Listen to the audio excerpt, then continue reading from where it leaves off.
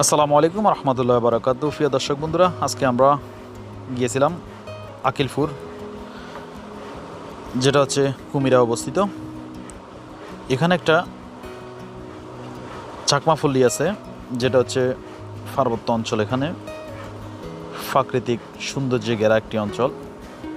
আর আমরা এখানে গিয়ে প্রথমে যে প্রবেশ মুখে একটা কালভার্ট দেখলাম। এখানে আসলে আমরা পরীক্ষা করে দেখলাম যে কালভার্টের নিচে পানি আছে কিনা, অথবা এখানে ভিতরে যে ঝর্ণা আছে, আমাদের যাওয়ার কথা ছিল ওখানে। আমরা ঝর্ণাটা পরীক্ষা করে দেখলাম, আসলে ঝর্ণাটা বর্তমানে পানি নেই। এরপর কিছু দূর যাওয়ার পরে আমরা দেখলাম ছোট্ট একটি বাজার, যেখানে চাকমারা তাদের জীবিকা নির্বাহ করে থাকে। আর আমার বন্ধু কায়সার পরীক্ষা করে দেখতেছে আসলে বার কীরকম।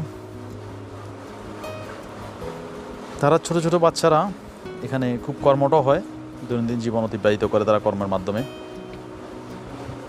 ছোট ছোট পাহাড়গুলা, ভিতরে গহীন জঙ্গল, যেখানে শুধু পশু পাখির ডাক, একেবারে মানব শূন্য এবং কদ্দমুক্ত। কারণ আমরা যেদিন গেছি এর আগের দিনে বৃষ্টি হয়েছে, এখানে পরিবেশ একেবারে থমথমে। এখানে আমরা কিছু দূর হাঁটার পরে কিছুক্ষণ বিশ্রাম নিয়ে নিলাম, কারণ আমরা প্রায় 2 কিলোর মতো হাঁটছি। এখানে প্রতিমধ্যে আমরা একটা ঝর্ণা পেলাম ছোট। এরপর আমরা যাই পৌঁছলাম তাদের পল্লীতে, চাকমা পল্লী। আসলে মানুষগুলো খুব সহজ সরল এবং কি তারা কর্মের মাধ্যমে তারা জীবিকা নির্বাহ করে থাকে এখানে।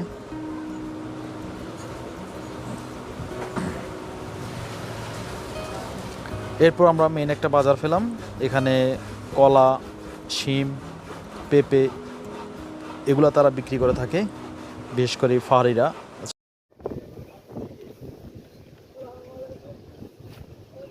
মামা খুচরা বিক্রি করবেন তো? এগুলা কার?